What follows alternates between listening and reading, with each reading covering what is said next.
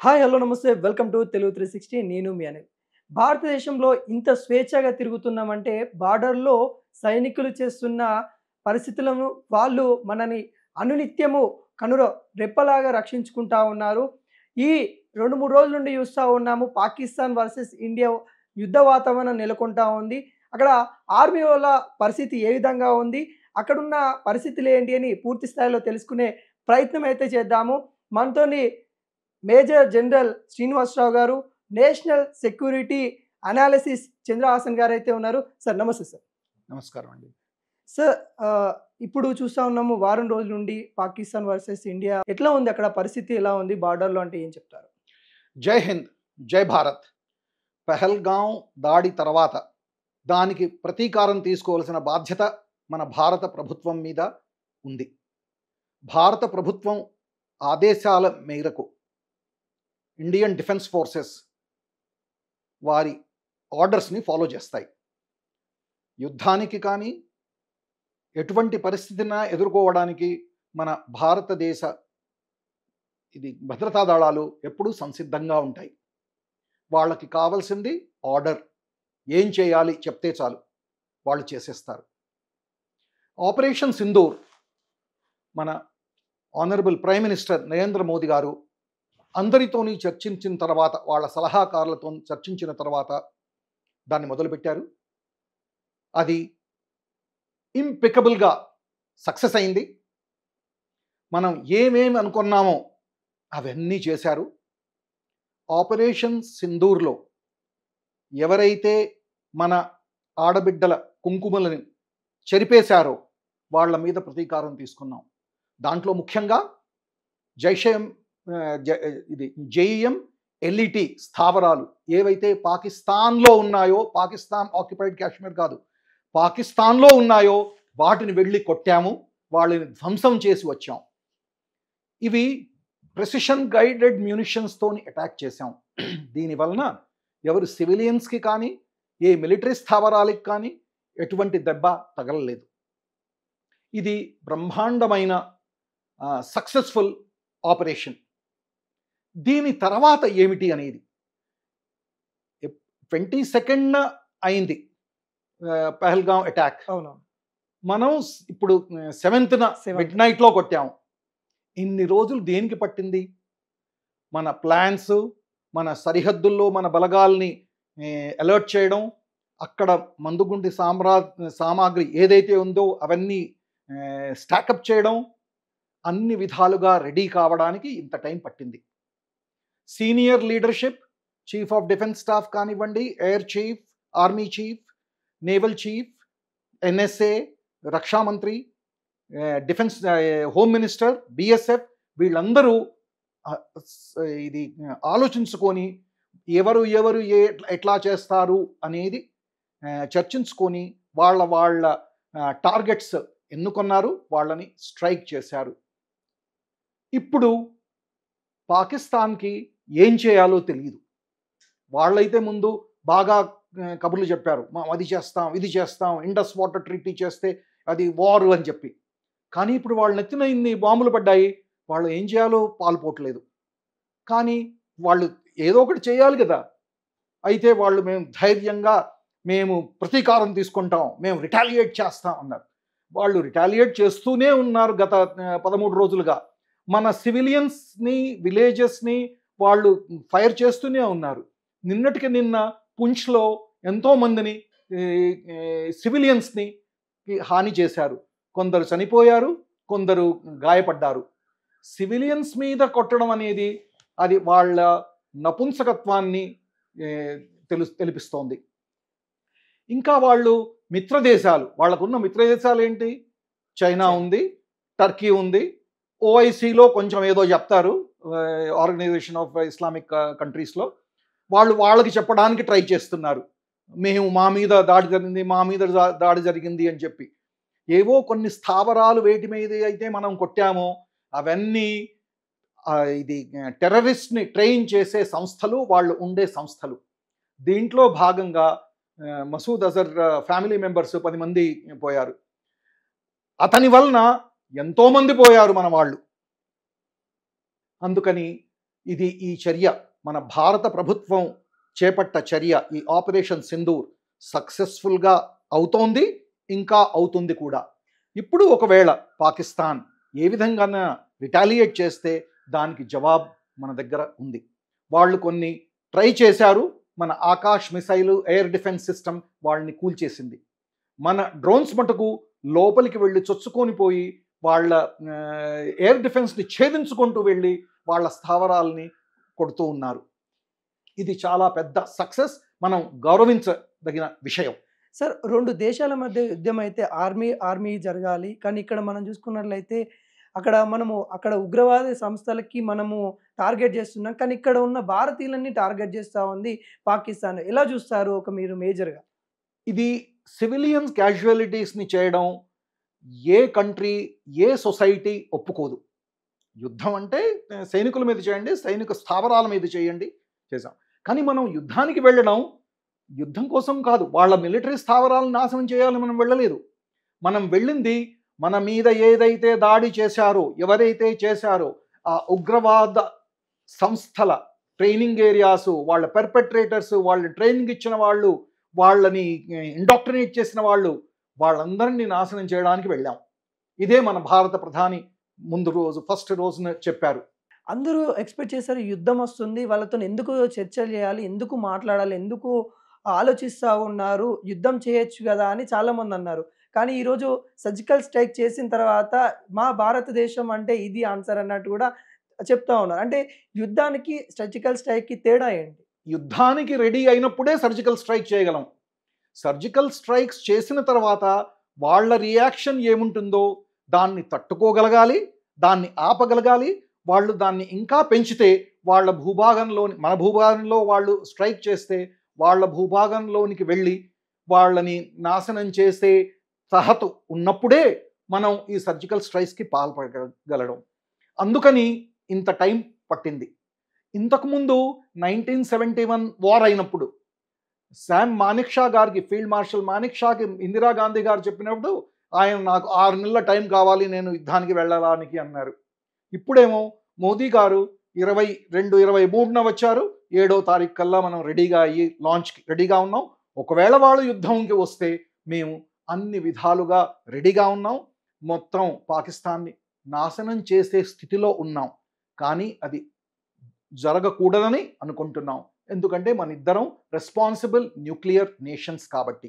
Sir, మనం చూస్తూ ఉన్నాము ఈ వార్లో అసలు అంటే ఒక పాకిస్తాన్తో కాదు, చైనా కూడా వాళ్ళకి మిత్రపక్షంగా ఉండబోతా ఉంది.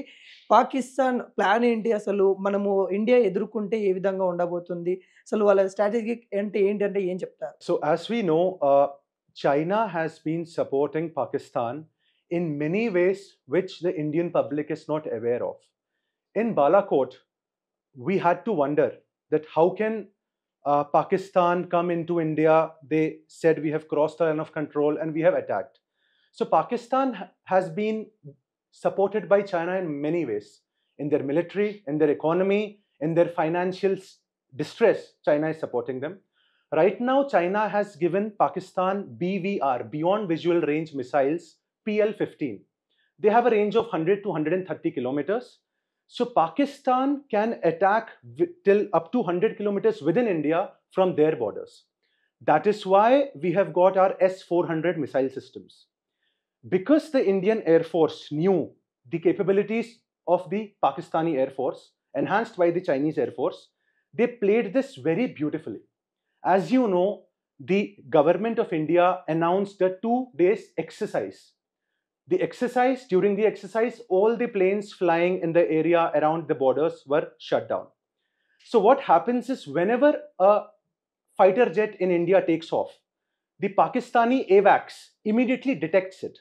And they would immediately prepare, expecting that India is moving towards the border. But in this beautiful maneuver done by the Indian Air Force, they said that we are doing an exercise in Jaisalmer in Punjab, and the fighter jets started flying. So initially Pakistani air defenses lit up, but they were like, okay, there's a normal exercise. Immediately we had a 30-second window where even though they were ready, we could strike, and that is what we did. Imagine Prime Minister Modi said we will take retribution. Pakistan was ready. Their army was ready. Their air force was ready. Still, we managed to strike beautifully. 24 places we have hit. Never in the history of India has this happened. Maybe Israel has done that, and people were questioning whether we can do that. Our Indian army always said, even in 2008, we said we have the capabilities. People did not believe it. People still had doubts.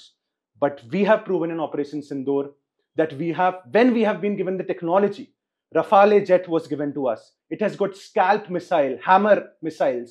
They are all beyond visual range missiles. We don't need to cross the border anymore. Anywhere in Pakistan we can strike because we have the most advanced weapons right now available in the entire world with us. అంటే మన అక్కడ ఇంత technology ఇండియాలో ఉన్నప్పటికీ కూడా పాకిస్తాన్ ఎందుకు అంత గంభీరంగా కనిపిస్తుంది అంటే చెప్తూ ఉంది, అంటే బయటికి చూడడానికి గంభీరంగా మాకాడ ఇది చేస్తాం అది చేస్తాం అని చెప్తా ఉంది. అంటే ఏం చూసుకొని పాకిస్తాన్ అంత రెచ్చిపోతుంది అంటే ఏం చెప్తారు? So Pakistan's propaganda machine is extremely strong. Just to give an example right now, Pakistan told BBC that we have downed 5 Indian jets. Right? Yeah. They didn't give any evidence. Pakistani defense minister went on an interview to CNN and he said, we have downed 5 jets. The CNN anchor asked him, what is the evidence? He said, Indian social media is talking about it. Imagine, can you believe the defense minister of a sovereign country is giving such an unprofessional answer? The truth is they can fool their public very easily. The Pakistani public believes they have won 47, they have won 65, they have won 71. That is how deluded the Pakistani public is. Where is the evidence? They do not need evidence. They have disbelieved surgical strikes. Uri, they said it didn't happen. Balakot, they said it missed. Even now they are saying, oh, you might have, you attacked, but we will retaliate. We have destroyed. Pakistani army is claiming we have destroyed an entire brigade headquarters. They are claiming, where is the proof? But that is enough for them. They can go, they can say anything, the Pakistani public will believe. India is a responsible republic. Even if one person is martyred, we are responsible to their families, and we go and we disclose everything transparently. So whatever happens, the truth is there in front of the Indian public. And in this era of internet where there are mobile phones everywhere, there is no way you can hide anything. No. If a plane crashes, there will be 100 people recording that. And that is not happening. The difference we have to understand is, even if there is a debris, I believe near Bhatinda Air Base, there is a debris. The Indian Air Force has not confirmed it, but it could be a drone.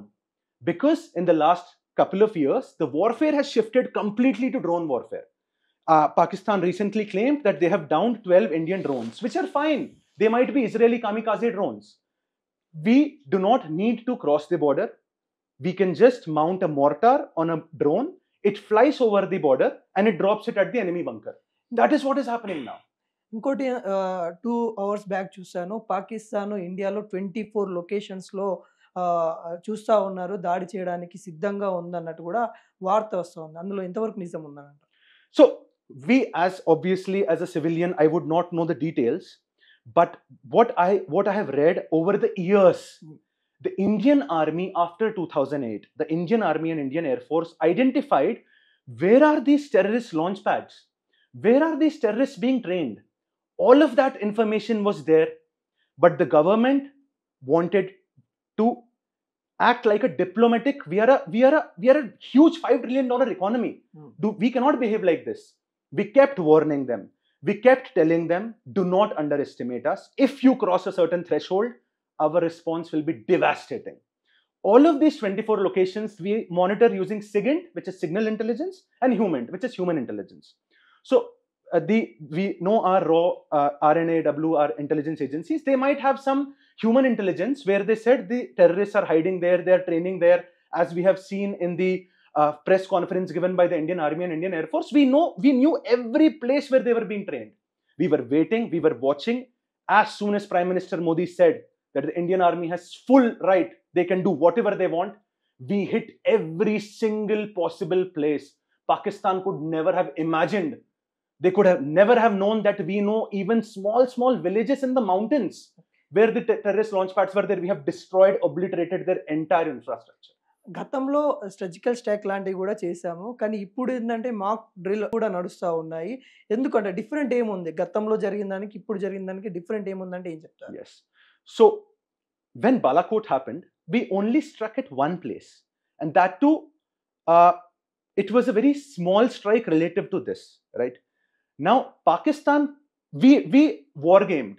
We estimated what will Pakistan do. If we are going to hit 24 different locations, Pakistan will not stay quiet. They have to give an answer to their public because Pakistani public believes they're as strong as India. That is, you might call it blind faith, but they believe that. Pakistan will not stay quiet. They will respond. And Pakistan, because they are being supported by China, they have a plethora of ballistic missiles, cruise missiles, and everything. So the Indian public, we have to reduce our casualties. Pakistan is a mad nation. It can do anything they want. What if they decide to attack civilian areas in Jaisalmer, Jodhpur, Amritsar, Pathankot? The people have to be prepared. In case, and we have not seen a war. Usually when a war happens, an air siren is rung. Every person is expected to go and take shelter in an air defense shelter.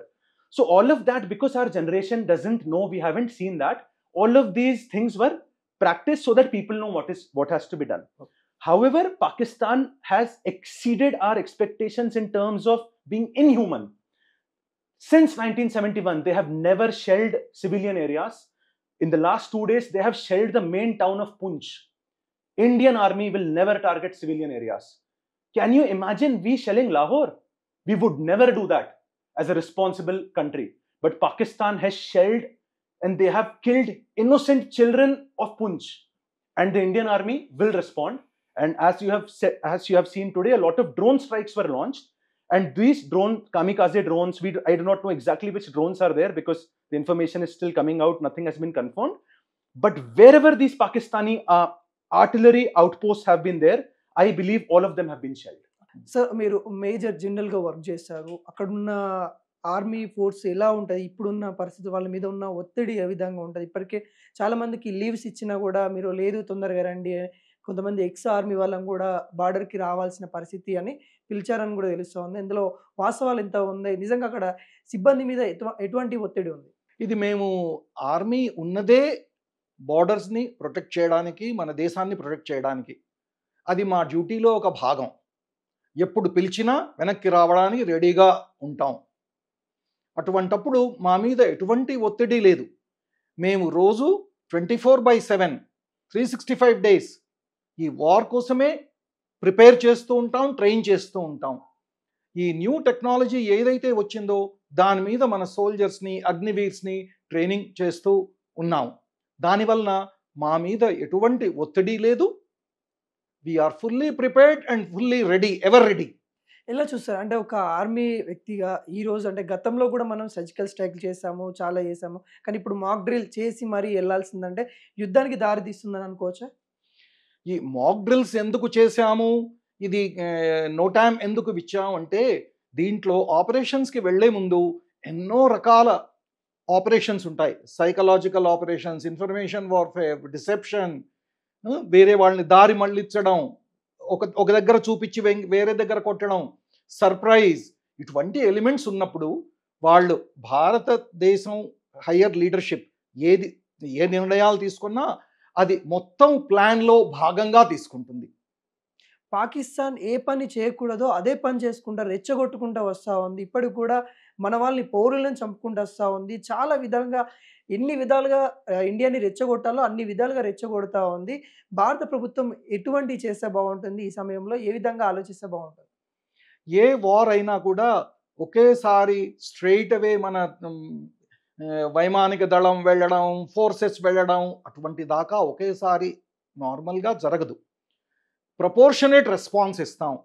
మీరు అది చేశారు, పెహల్గాం చేశారు, మేము కొట్టాము. So దీనికి మీరు escalate చేస్తే మీరే బాధ్యులు. ఒకవేళ మన మీద దాడి చేస్తే మేము దానికి రెస్పాన్స్ చేస్తాము అని. మన లైన్ ఆఫ్ కంట్రోల్లో వాళ్ళు మన పోస్ట్ మీద ఫైర్ చేస్తున్నారు. కొన్ని ప్రాంతాల్లో మన ఆర్టిలరీ మొత్తం వాళ్ళ పిల్ బాక్సెస్ని, వాళ్ళ స్థావరాలను నాశనం చేసేసింది. అంత మనతోని కంపేర్ చేస్తే వాళ్ళకి బూటకపు మాటలు తప్ప అసలు సత్తా లేదు. వాళ్ళ దగ్గర ఉన్న ఎక్విప్మెంట్ కానీ, వాళ్ళ ఫ్యూయల్ కానీ, వాళ్ళ అమ్యునిషన్ కానీ చాలా తక్కువ. దాని ప్రొలాంగ్డ్ వార్ని వాళ్ళు తట్టుకోలేరు. మనల్ని రెచ్చగొట్టకుండా ఉంటే వాళ్ళకి మంచిది. కొన్ని వీడియోలు చూస్తూ ఉన్నాం, పాక్ ఆర్మీకి సంబంధించిన వాళ్ళు రిజైన్ చేసి మరి ఎమోషనల్ అవుతున్న తీరు చూస్తాం. మేము ఇండియా జోలికి పోము, మేము యుద్ధానికే వెళ్ళము అన్నట్టుగా కనిపిస్తూ ఉంది. నిజమైన వాస్తవమే అంటారా అవి? దీంట్లో సోషల్ మీడియాలో ఎన్నో రకాల మెసేజెస్ వస్తాయి. దాంట్లో డబుల్ చెక్, ట్రిపుల్ చెక్ చేస్తే తప్ప మనం దాన్ని నమ్మకూడదు. దాని గురించి అది వచ్చింది నేను కూడా చూశాను, కానీ అది కరెక్టా కాదా అనేది ఇంకా వేరే సోర్సెస్ చెప్తే తప్ప మనకి తెలియదు. ఇంకొక విషయం ఏంటంటే అక్కడ ఉన్న యాంకర్ ఎవరైతే అక్కడ న్యూస్ చదువుతున్న తను ఎమోషనల్ అవుతున్న తీరు, అంటే మనమేమో అక్కడ ఉగ్రవాద స్థావరాలను మాత్రమే మనం అక్కడ చేసాం, అక్కడ ఉన్న పౌరులను ఎటువంటి టచ్ చేయలేదు, కానీ ఎందుకు అంత ఎమోషనల్ అవుతున్నారు అక్కడ ఉన్న ప్రజలు అంటే ఏం చెప్తారు? వాళ్ళు నాటకాలు చేస్తున్నారు. దానికి వాళ్ళకి అది బుద్ధి ముందే ఉండాలి. పహల్గాం చేయకముందే ప్రతిదానికి వాళ్ళు జెండా ఎత్తి మేము మీతో పాటు ఉన్నామని చెప్పి ఇది ఉగ్రవాదుల వెంట వెళ్తారు. వాళ్ళు మాట్లాడేటప్పుడు థౌజండ్స్లో వస్తారు. అటువంటప్పుడు వాళ్ళని సపోర్ట్ చేసే ముందు వాళ్ళకి తెలియాలి వాళ్ళు ఎక్కడికి వెళ్తున్నారో, ఎవరితో పెట్టుకుంటున్నారో. అంటే ఏ విధంగా చర్యలు తీసుకుంటే బాగుంటుంది ఈ సమయంలో? ఏదైతే వాళ్ళకి వెళ్ళాల్సిన వాటర్ కూడా వెళ్లకుండా చేశారు, ఇలాంటి సమయంలో పాకిస్తాన్ ఎటువంటి టెక్నికల్ యూజ్ చేస్తుందంట? వాళ్ళకి వాళ్ళ దుర్దశ మొదలైందని అనుకుంటున్నాను. అటు బలూచిస్తాన్ నుంచి వాళ్ళని కొడుతున్నారు, ఇటు ఖైబర్ పఖ్తూన్వా నుంచి కొడుతున్నారు. వాళ్ళ సంబంధాలు ఆఫ్ఘనిస్తాన్తో సరిగ్గా లేవు. చైనా మీద వాళ్ళు, ఇది ఇరాన్ మీద వాళ్ళు అటాక్ చేశారు, వాళ్ళు వీళ్ళ మీద అటాక్ చేశారు. మన బలగాలు మొత్తం అరేబియన్ సీ నుంచి మౌంటైన్స్ నుంచి డెజర్ట్స్ దాకా అందరం మనం ఉన్నాము. మన దగ్గర వెపనరీ ఉంది, విల్ ఉంది, పొలిటికల్ లీడర్షిప్ దృఢ సంకల్పంతో ఉంది. మనల్ని ఎదుర్కోవడం వాళ్ళకు చాలా కష్టం. వాళ్ళ దుర్దశ మొదలైందని నేను అనుకుంటున్నాను. ఈ సమయంలో భారతదేశ ప్రజలకి మీరేం చెప్పదలుచుకున్నారు? ఒక మేజర్ జనరల్గా మీరేం చెప్పదలుచుకున్నారు? ఐకమత్యమే బలం.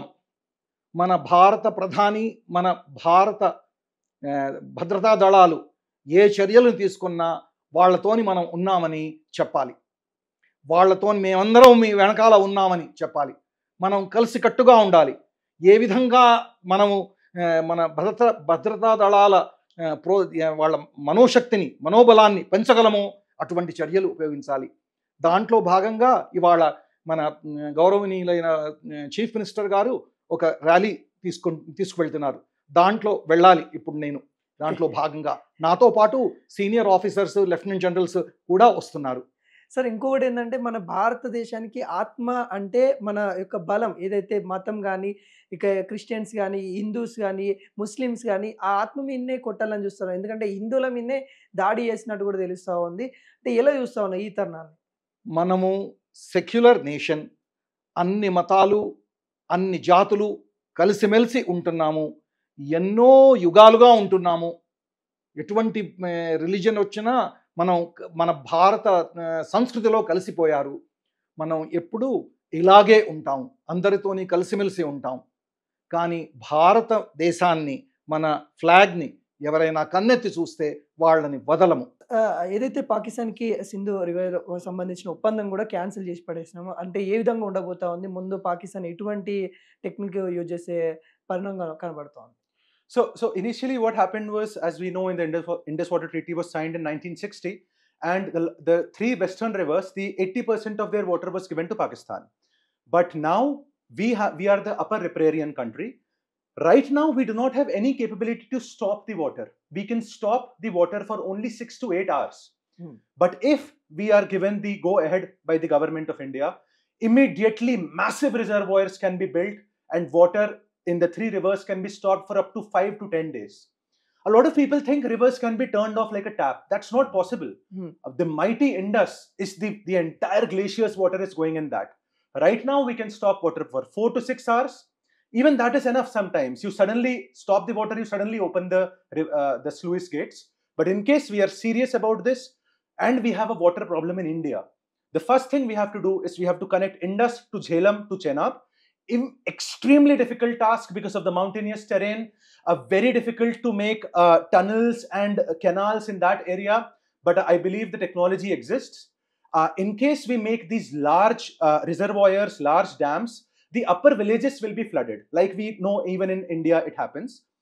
In the Indian states where we have seen, nothing like this has been attempted in the Kashmir Valley because of the infrastructure, because of the challenges in terms of the geological challenges there. But if we are able to store water for 10 to 12 days and somehow connect Jhelum, Chenab to Ravi, Bias and Satluj, which can again be redirected to our Rajasthan and Madhya Pradesh. So there is this one waterway from Indus till, if we can connect it to the south, our water problems will be completely solved, and Pakistan will have to give up terrorism. Because Pakistan cannot compromise on water. Water is essential for their entire country, and they cannot attack these dams without without going into full-scale war. So right now we do not have the capability, but the government of India has said we are putting Indus Water Treaty in abeyance. In case Pakistan doesn't stop supporting cross-border terrorism, the entire Kashmir, the entire Jammu, all of these areas, we will build massive reservoirs, and the water will be redirected. A few people have a question that can China do the same on Brahmaputra? But it is not possible, because majority of the river in China is in Tibet. We know Tibet has no precipitation. Tibet is a desert. It's only the glaciers which are feeding them. Majority of the rain happens in Arunachal Pradesh and Assam. So we have no way China can do anything to us. All of our rivers are safe. All of our infrastructure is safe. We have the capability. If we decide to if we build a dam, we can stop water for Pakistan for up to 10 to 12 days. And trust me on that, 10 to 12 days of water, if it is stopped in summer, their crops will die, the people will start revolting, and this Pakistani army and the ISI, which support these terrorism, they will be forced to stop all of this, and maybe both of our countries will finally have the peace. ఏదైతే industrial మీద government ఒక నివేదిక ఇచ్చిన తర్వాత మన దగ్గర హైదరాబాద్లో ఉన్న ఎంఐఎం నేతలు స్పందించారు. అలా ఎలా బంద్ చేస్తారు, వాటర్ బంద్ చేయొద్దని కూడా కొన్ని వ్యాఖ్యలు చేశారు. అవి ఎలా చూస్తా ఉన్నారు? I cannot comment on individual political leadership, what they are saying. We can only look at what the government of India said, because that is the only authority. The government of India has said that Pakistan only needs to stop cross-border terrorism. Are we doing anything inhuman to them? You stop cross-border terrorism, we release the water. That is it. But how many millions of Indians will keep losing? How many of our young soldiers are joining and losing their lives at the border? How much of our economy is being lost because we have to keep fighting at the border? How many times will Pakistan keep attacking us? This is more of a deterrence. This is nothing else than that. You stop cross-border terrorism. Once we see evidence that you have stopped all cross-border terrorism, we will release the water. This is just one way of solving for world peace. So final ga em cheppadalchukunnam mana India peoples ki em. So I would say, let us all be united. Let us all be united irrespective of caste, creed and religion. Let us be prepared in case the war escalates. I would suggest everyone to have 3 to 4 weeks of water supplies, food supplies. Let us be aware of where do you hide in case of any air raid. We need to hide in the basement, stay away from the windows, and please monitor the Indian communication channels so that all disinformation on Twitter, you are not being affected by it. Thank you, Jai Hind. Thank you, sir.